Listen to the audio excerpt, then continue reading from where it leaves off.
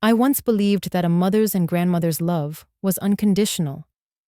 After my husband passed, I, Martha, poured my heart and lifelong savings into my only son, David, and his girlfriend, Sarah. I paid their rent at $200 a month, contributed $400 toward their car payments, and sent extra for living expenses. Sarah felt like my own daughter, and when granddaughter Lily was born, my joy multiplied. I saved up a big sum, hand-knit a cute sweater, and eagerly awaited her first birthday party. Then, one afternoon, my old friend Carol called. "Congratulations! Lily's birthday party looked so grand." I was stunned, rushing to check social media. There it was, a lavish celebration with balloons and a huge cake. Sarah's family, David's friends, all there, except me, the real grandmother. My heart shattered, like a knife wound. I called Sarah, voice trembling, asking why. She casually replied, "Oh, it was just a small gathering for family. We didn't want to bother you. Noisy parties aren't for the elderly." That pain made me realize I was just an outsider. If you've ever felt betrayed by your own blood, share it with me in the comments. And if this story resonates, like the video, subscribe to my channel to follow my journey. I sat there in my quiet living room, the phone still clutched in my hand long after Sarah had hung up. Her words echoed in my mind like a distant thunder that wouldn't fade. Noisy parties aren't for the elderly. Elderly. The word stung, not because it was untrue, I'm 72 after all, but because it reduced me to nothing more than a frail relic, someone to be sidelined, protected from the chaos of life as if I were made of glass. But glass doesn't bleed, and right then, I felt like I was hemorrhaging inside. The afternoon sun filtered through the lace curtains my late husband Robert had hung years ago, casting soft patterns on the worn carpet. I remember how he'd fussed over those curtains, insisting they made the house feel like home. Home. What a fragile word that is. I'd built mine around David, my only child, after Robert's heart gave out 5 years back. The doctor said it was sudden, but grief isn't. It lingers, reshapes you. I poured everything into David and Sarah to fill that void, thinking love could bridge any gap. How naive I'd been. I stared at the screen of my laptop, the social media photos still glaring back at me.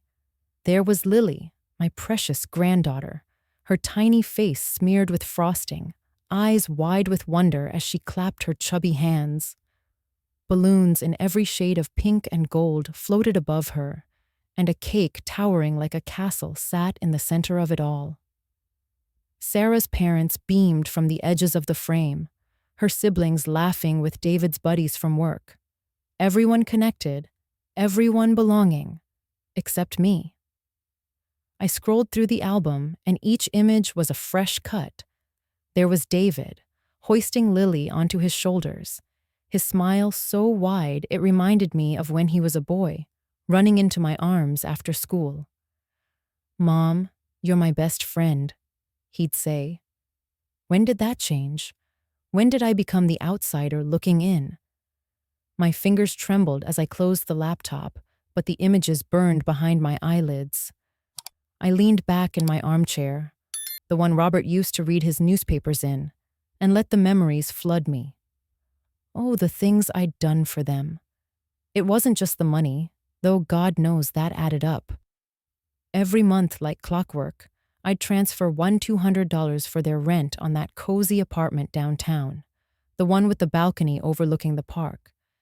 I'd pictured them there, building their life, maybe sipping coffee in the mornings while Lily played at their feet. And the car, $400 a month toward the payments on that shiny SUV, because Sarah said they needed something reliable for doctor's visits and errands. I'd skipped my own little luxuries to make it happen. No more trips to the salon for a proper haircut, just me with scissors in front of the bathroom mirror. Meals stretched thin with extra rice and beans, so I could send them a little extra for groceries or diapers. But it was the small things that hurt the most now, the ones that showed how deeply I'd woven myself into their world. Like the time Sarah called me late at night, whispering about how tight money was after David lost his job for a spell. I didn't hesitate. I wired $2,000 the next morning, dipping into my retirement fund, or the handmade quilts I'd sewn for Lily's nursery, each stitch a prayer for her happiness. I'd spent weeks on them, my fingers aching from the needle, imagining her tiny body wrapped in my love. And that sweater I'd knitted for her birthday, a soft pale blue yarn I'd splurged on at the craft store, $30 for the skeins because it felt like clouds. I'd pictured handing it to her, watching her little arms wave in delight. Now it sat folded on my dresser, untouched, a symbol of my foolish hope. Why hadn't they invited me? The question gnawed at me, a relentless whisper in the silence of the house. Was it really about the noise, or was there something deeper, something I'd missed? I replayed our conversations in my head, searching for clues. David had always been my golden boy, smart, kind, the one who'd call just to check in. But lately those calls were shorter, more about needs than news. Mom, the electric bill's high this month. Could you spot us? Or Sarah, Martha, Lily needs new clothes. Everything's so expensive. I'd always said yes, thinking it was my role, my way of staying close. But maybe I'd enabled too much. Maybe I'd become the bank, not the family. Tears welled up, hot and unbidden, tracing paths down my cheeks. I wiped them away with the back of my hand, but more followed. The house felt emptier than ever, the ticking of the old grandfather clock in the hall mocking my solitude. Robert would have known what to say. He always did. Martha, love isn't a ledger, he'd tease when I'd worry about overgiving. But now, with him gone, who was I, if not the giver? The pain in my chest tightened, a vice squeezing my heart. I thought of Lily's first steps, her first words, milestones I'd only heard about secondhand through hurried texts. She said, Nana today. Sarah had messaged once, and I'd clung to that like a lifeline. But was Nana even for me, or just a babble lost in the air?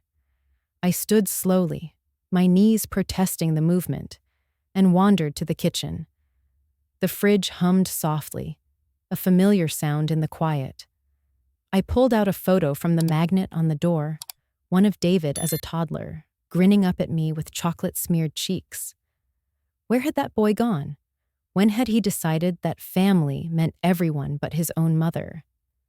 The exclusion wasn't just from a party.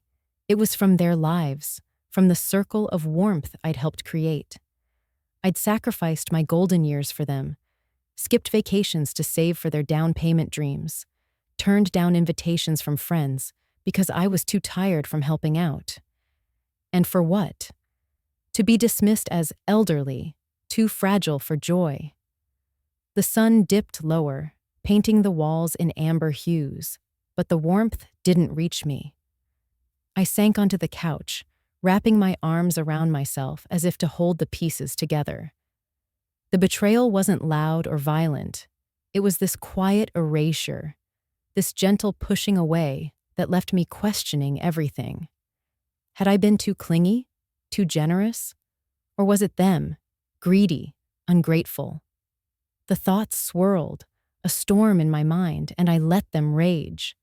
For the first time, anger flickered beneath the hurt, a tiny spark in the darkness. But it was faint, overshadowed by the ache. As night fell, I knew I couldn't stay like this forever. The pain was a catalyst, forcing me to see the cracks in the foundation I'd built. Tomorrow, I'd have to face it, calculate the costs, not just in dollars, but in pieces of my soul. And maybe, just maybe, find a way to reclaim what was mine. The next morning dawned gray and heavy, much like the weight pressing on my chest. I woke with Sarah's words still ringing in my ears. a cruel loop that had haunted my fitful sleep. Noisy parties aren't for the elderly. I lay there for what felt like hours, staring at the ceiling cracks that spiderwebbed like the fractures in my heart. Elderly, outsider, not family. How had I let it come to this? I, Martha, who'd given everything, my time, my savings, my very essence, to build a life for David and Sarah. Was this the thanks? A polite dismissal, as if I were an acquaintance to be spared inconvenience. I dragged myself out of bed, my bones aching more from sorrow than age. The house was too quiet, the kind of silence that amplifies every creak of the floorboards, every distant car passing on the street. I shuffled to the kitchen, brewed a pot of coffee, strong, black, like the bitterness swelling inside me. As the aroma filled the air, memories surfaced unbidden. I thought of the day David brought Sarah home for the first time, her shy smile lighting up the room. "Mom, she's the one," he'd said, and I'd believed him. I'd opened my arms, my home, my wallet, dinners I'd cooked, late-night talks over tea, the way I'd helped furnish their first apartment with thrift store finds polished to shine. All those acts of love, now feeling like chains I'd forged myself. Sipping the coffee, I felt the heat burn my tongue, a small pain that grounded me. I couldn't wallow forever. The hurt was morphing into something sharper, a resolve I hadn't known I possessed. I set the mug down and pulled out my old ledger from the drawer, the one Robert and I had used to track our finances back when life was simpler, predictable. Its leather cover was worn soft from years of handling, a relic of our shared dreams. I flipped through the pages, each entry a testament to our frugality. Groceries budgeted to the penny, vacations skipped for rainy days. And then, the recent years, pages filled with transfers to David. $200 here for rent, $400 there for the car, $500 for unexpected bills. I grabbed a calculator, my fingers hesitant at first, then flying over the keys as the numbers added up. $80,000. Nearly $80,000 over 4 years. The figure stared back at me, cold and unyielding. That was my nest egg, the money Robert and I had scrimped for, our retirement, our security. I dipped into it without a second thought, telling myself it was for family. But now, it felt like theft, self-inflicted. I closed my eyes, picturing the envelopes I'd sealed with checks, the bank statements I'd filed away without regret. Each one a piece of my future handed over. What have I done? I whispered to the empty room. When had generosity turned into enablement? David was 35, for heaven's sake, a grown man with a job, a wife, a child. Yet I'd treated him like the boy he once was, shielding him from the world's edges. And Sarah? She'd accepted it all with smiles and hugs, calling me Mom when it suited. But in that party photo album, her family was defined without me. The realization hit like a wave, pulling me under. I wasn't just hurt. I was furious. At them, at myself. Tears pricked my eyes again, but this time I wiped them away with purpose. No more. I dressed in my nicest blouse and slacks, the ones I saved for important outings, and drove to the bank. The teller, a young woman with kind eyes, looked puzzled when I explained what I wanted. "Cancel the automatic transfers? All of them?" she asked, confirming the details. Rent payments, car contributions, even the occasional wire for extras. I nodded firmly, my voice steadier than I felt. Yes, all of it, effective immediately. As she processed the forms, I sat in the lobby chair, watching people come and go, couples planning futures, parents with kids in tow, families, real ones, built on mutual respect, not one-sided sacrifice. Driving home, a strange lightness settled over me, mingled with dread. What would they say? Would David understand? or see it as betrayal.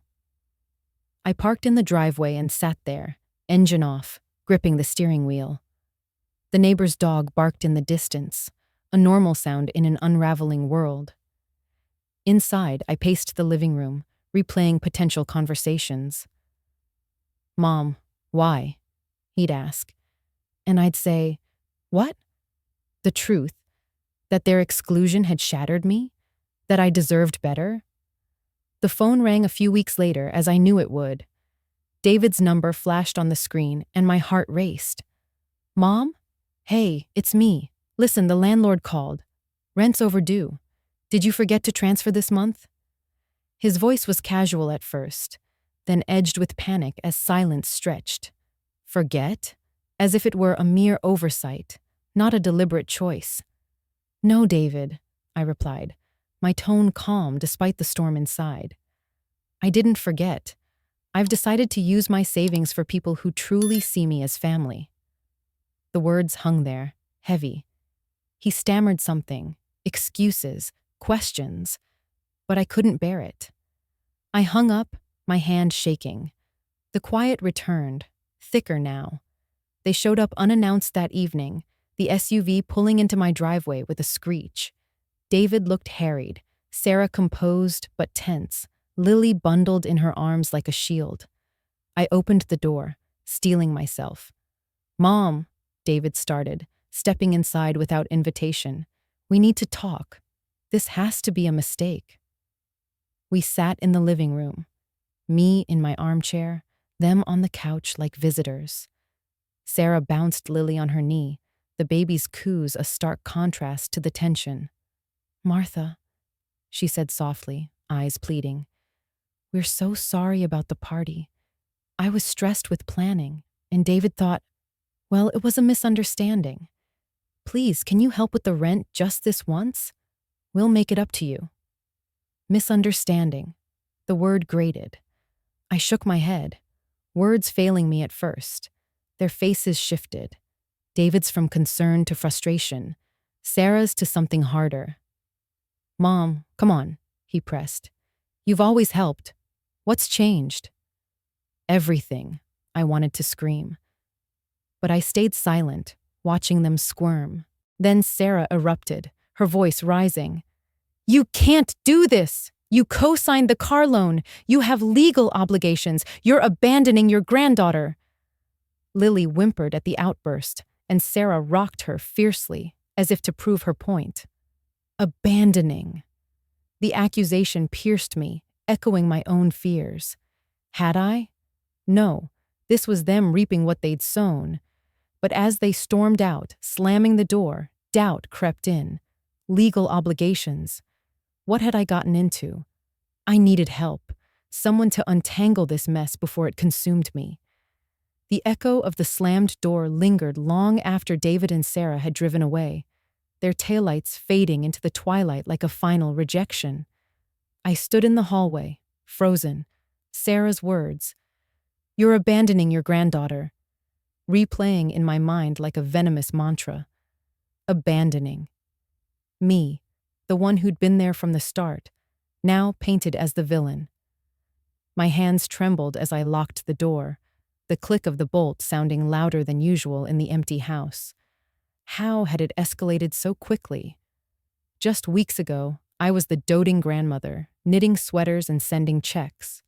Now, I was the enemy, accused of shirking legal obligations. The car loan. I'd co-signed it in a moment of blind trust, thinking it was just paperwork to help them along. But obligations went both ways, didn't they? Love, respect, inclusion. Weren't those obligations too? I sank into the kitchen chair, the wood creaking under my weight, and buried my face in my hands. The room smelled faintly of the lemon cleaner I'd used that morning, a futile attempt to scrub away the chaos in my heart. Doubt crept in like shadows lengthening across the floor. Was I overreacting? David was my son, flesh of my flesh. Maybe if I called back, apologized, and reinstated the payments? No. The thought made my stomach churn. I'd given enough. pieces of my soul parceled out in dollar signs. But Sarah's threat about the law unnerved me. I wasn't savvy with contracts or courts. Robert had handled those things, his steady hand guiding us through life's fine print.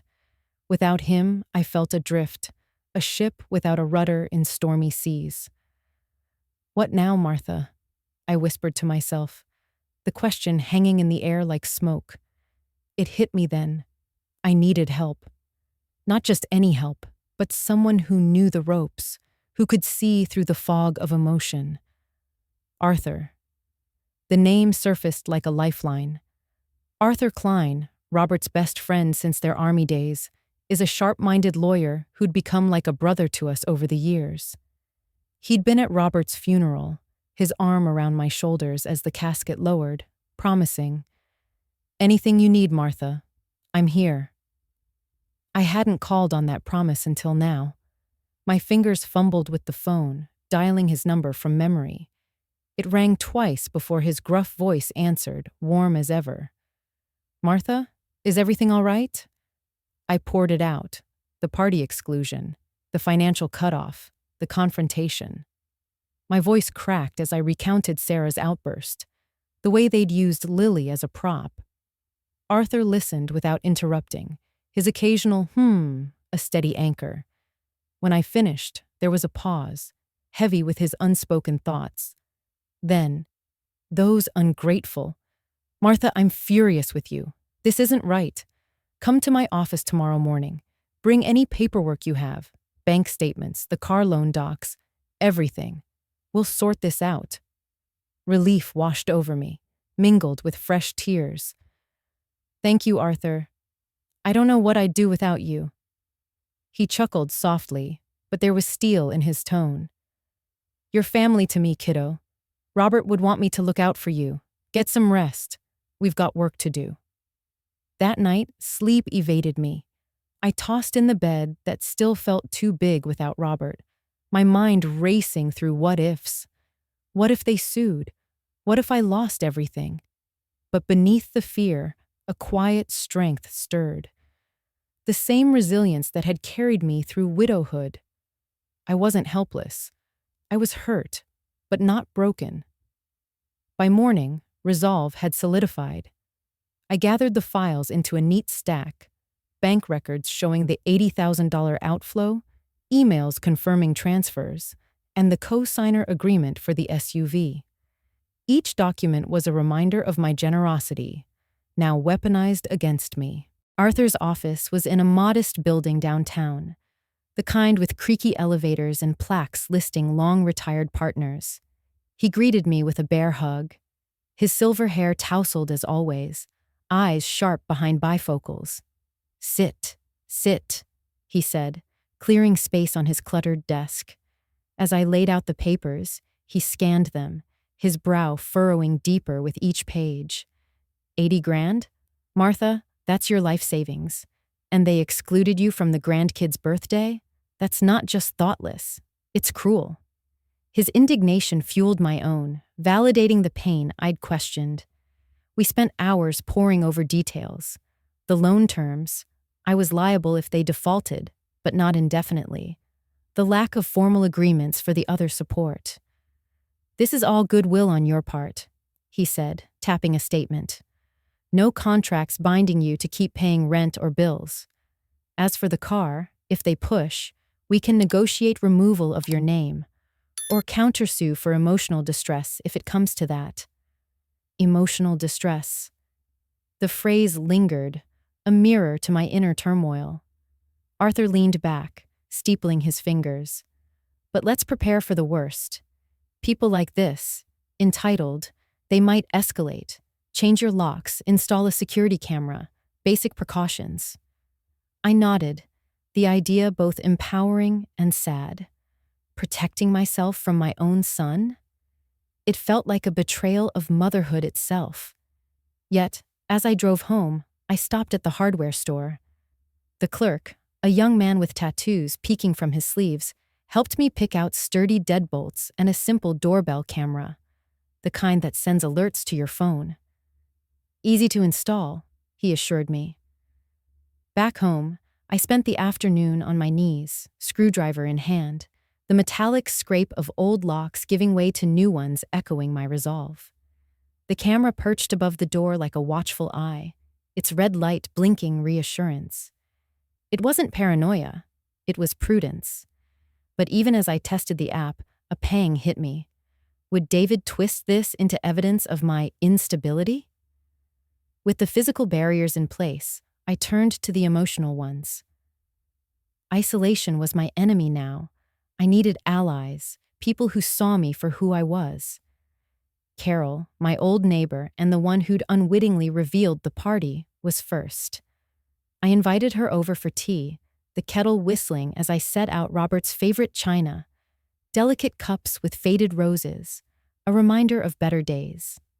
She arrived with a tin of homemade cookies, her face etched with concern. "Martha, I had no idea. When I saw those photos, I assumed you were there." I shared the whole story, the words tumbling out between sips of chamomile. Carol's eyes widened, then softened. "That's heartbreaking. You're not alone, though. Let me rally the troops." The troops were my former colleagues from the school where I'd taught for 30 years, kind souls who'd retired around the same time as me. We formed a loose group, meeting weekly at my house or theirs. Over scones and laughter-tinged stories, I opened up about the rift. "I feel like I've lost my family," I confessed one afternoon, the sun streaming through Carol's bay window. They listened, shared their own tales of wayward children or ungrateful relatives. "You're stronger than you know," one said, patting my hand. Their visits became lifelines, phone calls checking in, shared walks in the park, a sense of community I'd neglected in my devotion to David. For the first time in months, laughter filled my home, pushing back the shadows. Yet, as the weeks passed, unease simmered. Whispers from neighbors hinted at David spreading rumors. Me, as the erratic widow, cutting off her son out of spite. The camera, my safeguard, became fodder for his narrative of paranoia. Arthur warned me, "They're building a case. Stay vigilant." The hurt deepened, but so did my determination. This wasn't just about money anymore. It was about reclaiming my dignity. Little did I know, the storm was gathering, ready to break in the cold formality of a courtroom. The summons arrived on a crisp autumn morning, tucked into my mailbox like an unwelcome guest. I pulled it out with numb fingers, the official seal glaring under the porch light. "Petition for guardianship," it read, the words blurring as my eyes filled. David and Sarah were suing me, not for money, but for control. They claimed I showed signs of cognitive decline, that my decisions were irrational, my actions paranoid. Cutting off the financial support, evidence of instability, the new locks and camera, proof of delusions, self-isolation from family, a symptom of deeper mental unraveling. I stood there on the steps, the wind rustling fallen leaves around my feet, feeling the ground shift beneath me. How could my own son do this? Turn my self-preservation into sickness, my boundaries into madness. I clutched the paper, crumpling its edges, as if squeezing hard enough could make it disappear. Inside, I collapsed onto the couch, the summons trembling in my lap. The house, once a sanctuary, now felt like a cage. I traced the printed accusations with my finger, each one a dagger. Irrational financial decisions. That was my choice to stop bankrolling their life, the $80,000 I'd given now twisted into folly. Paranoid behavior. The camera Arthur had suggested, a simple device blinking innocently from the doorframe, now labeled as evidence of my unraveling mind. And self-isolation. As if my weekly teas with Carol and the retired teachers were figments, as if choosing friends over ingrates made me reclusive. Tears streamed down my face, hot and silent. When had David become this stranger? I remembered him as a child, curled in my lap during thunderstorms, whispering, Mommy, protect me. Now he sought to protect me by stripping my autonomy. All for what? Access to my remaining savings? The thought sickened me, a bile rising in my throat. I called Arthur immediately, my voice a whisper choked with fear. "They've done it," I said, reading him the key lines. His response was a low growl, laced with outrage. "This is low, even for them. But they've overplayed their hand, Martha. We'll fight this and win." He instructed me to gather everything: medical records, bank statements, even photos from my group gatherings to prove my social vitality. As I rifled through drawers that afternoon, pulling out faded receipts and recent snapshots, me laughing with Carol over tea, arm in arm with old colleagues on a park bench, memories assaulted me. Each document was a fragment of my life, my sacrifices laid bare. The $80,000 tally, meticulously calculated in my ledger, stared back like an indictment of my own blindness. Why didn't I see it sooner? I murmured to the empty room, the clock ticking its relentless judgment. Robert would have spotted the entitlement, warned me against overgiving. But he'd been gone too long, and I'd filled the void with illusions of family unity. Arthur dove in with the precision of a surgeon. Over coffee in his office the next day, steam curling from our mugs like fragile hopes, he outlined the strategy. "We need irrefutable proof of your competence," he said, his pen scratching notes. He arranged for Dr. Elena Vargas, a renowned geriatric psychologist, to evaluate me. The appointment was in her quiet clinic, walls lined with books on aging gracefully. She was kind, her eyes warm behind rimless glasses, as she guided me through tests, memory recalls, puzzles, and conversations about current events. I spoke of the news I'd read that morning, solved the logic problems with ease, and even joked about my knitting mishaps. "You're sharper than most my age," she said afterward, her report glowing. Cognitive scores above average for 72. No signs of decline. Reading it later, I felt a flicker of pride amid the pain. A validation that I wasn't the frail figure they painted. But doubt lingered, a shadow in my quieter moments. What if the judge saw me as they did, an old woman clinging to grudges? Nights blurred into worry, the bedsheets twisted from my restlessness. I'd stare at the ceiling, replaying the party photos in my mind. Lily's innocent smile, the circle of joy excluding me. Am I the monster here? I'd wonder, the question a thorn in my soul. No, the real monstrosity was their greed, masking as concern. Arthur uncovered their evidence, a sworn statement from Mrs. Hargrove, the nosy neighbor down the street, claiming I'd become forgetful and erratic. She'd twisted a casual chat about my vitamins into refusing prescribed medications. Lies, all of it. I only took supplements for my joints, nothing more. And the isolation?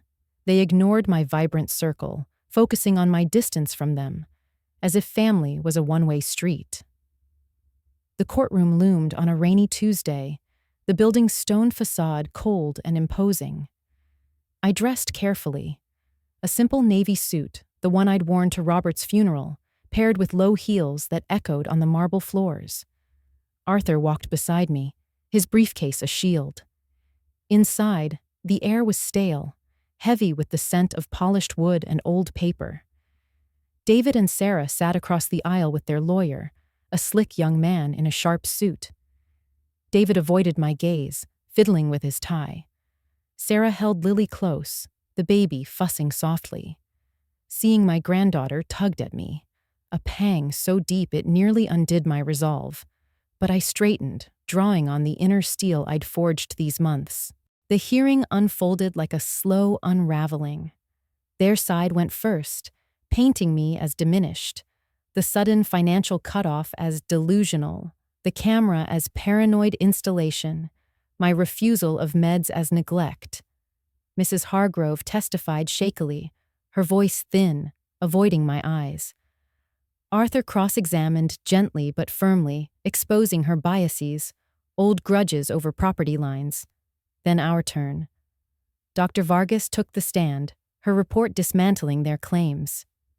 Mrs. Ellis is fully competent, she stated, her tone unwavering.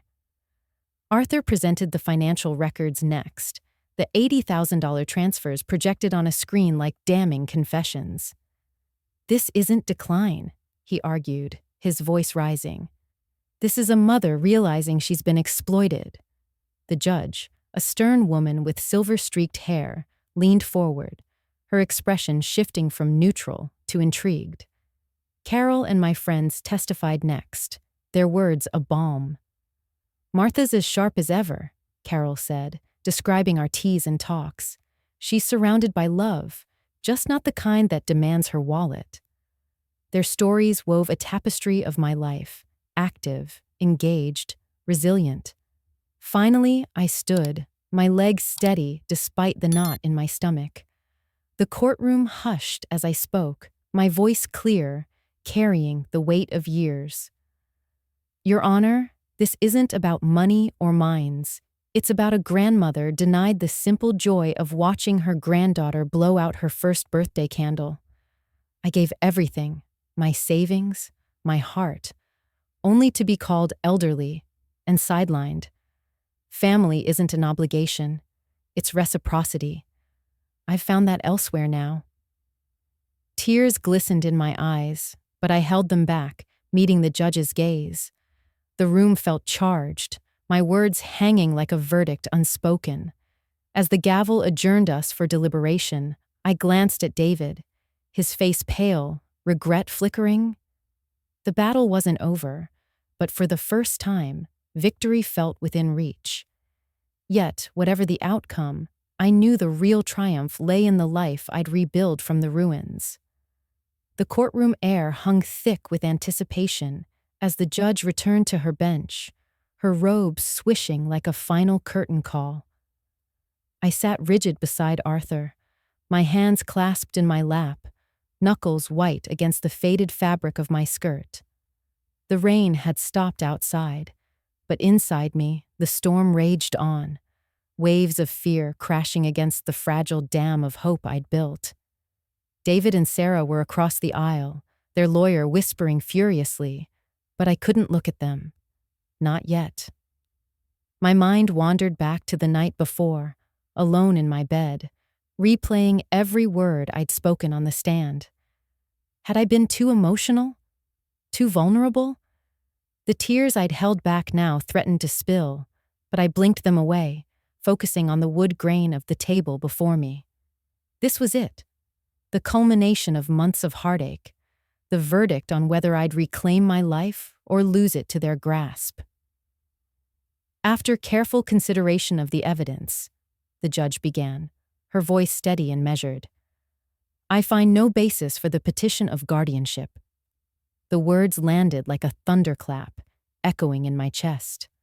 She continued, detailing the flaws in their case.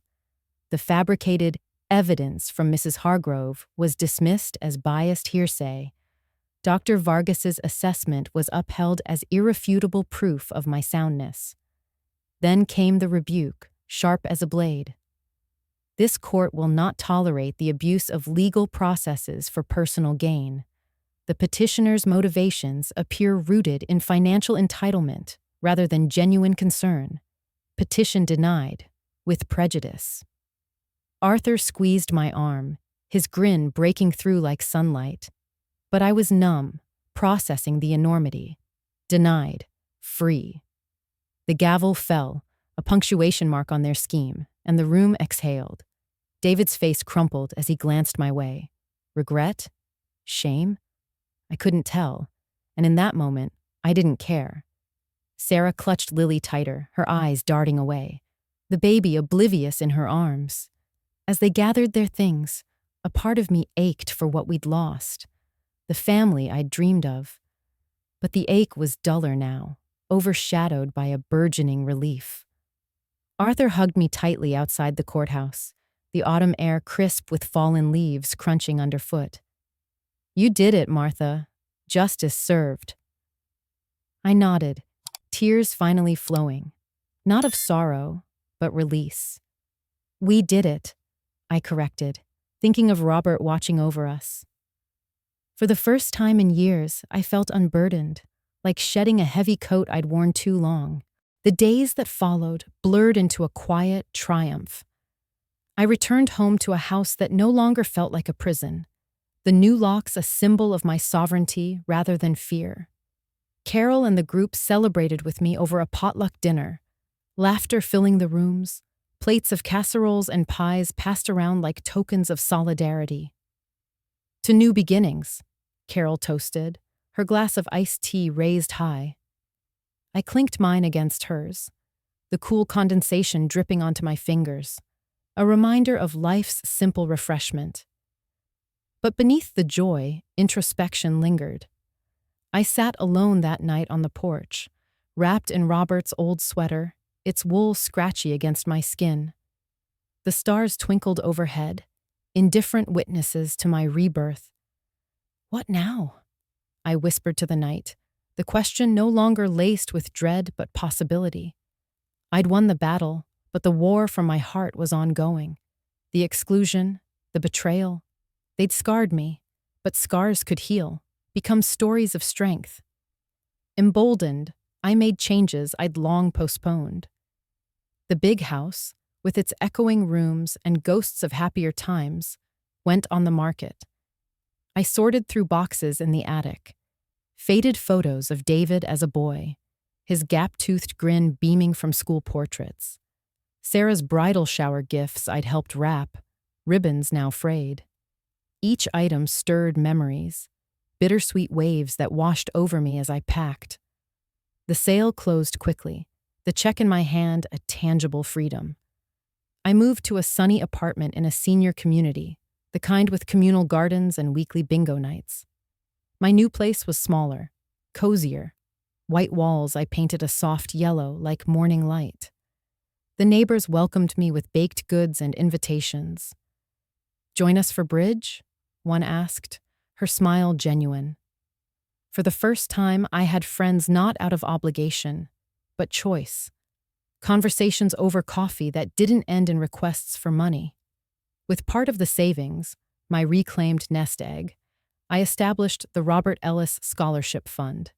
It was modest, $10,000 seeded into an account for underprivileged students, echoing my teaching days. I visited my old school to announce it, standing in the auditorium where I'd once graded papers late into the night.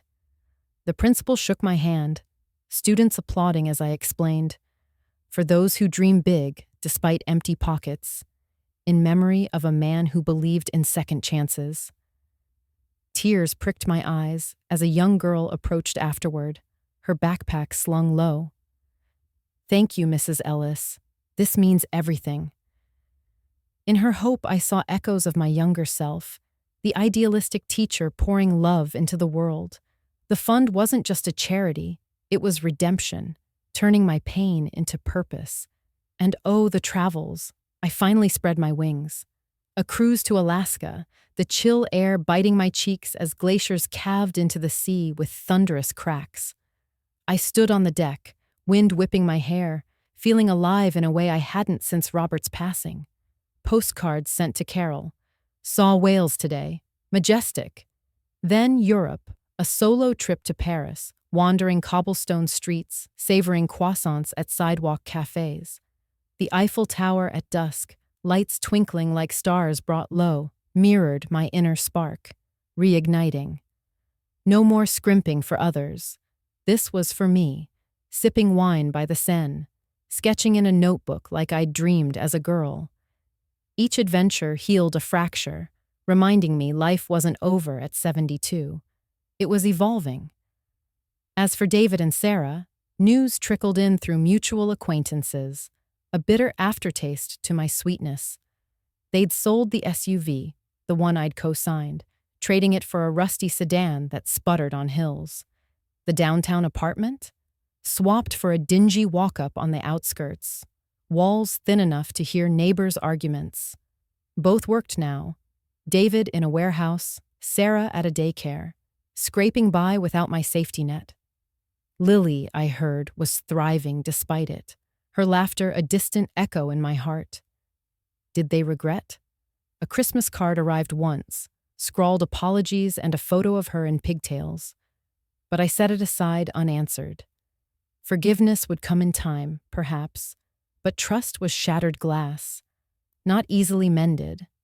In the quiet evenings of my new life, surrounded by books and blooming plants on the windowsill, I reflected on the lesson etched into my soul.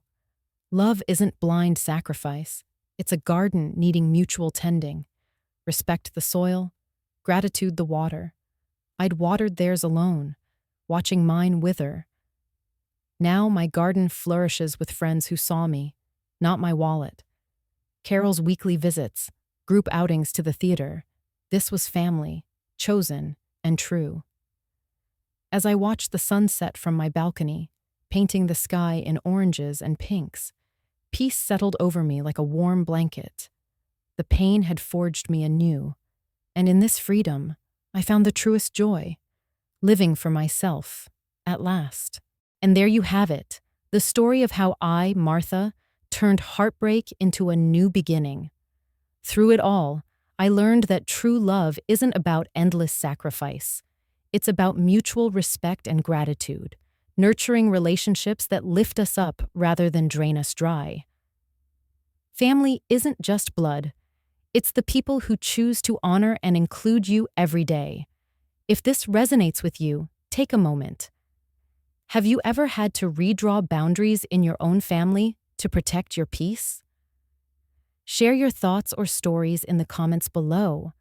I'd love to hear how you've navigated those tough moments. Stay tuned for next week's video, where I'll share another inspiring tale of resilience and second chances that might just spark something in your own life.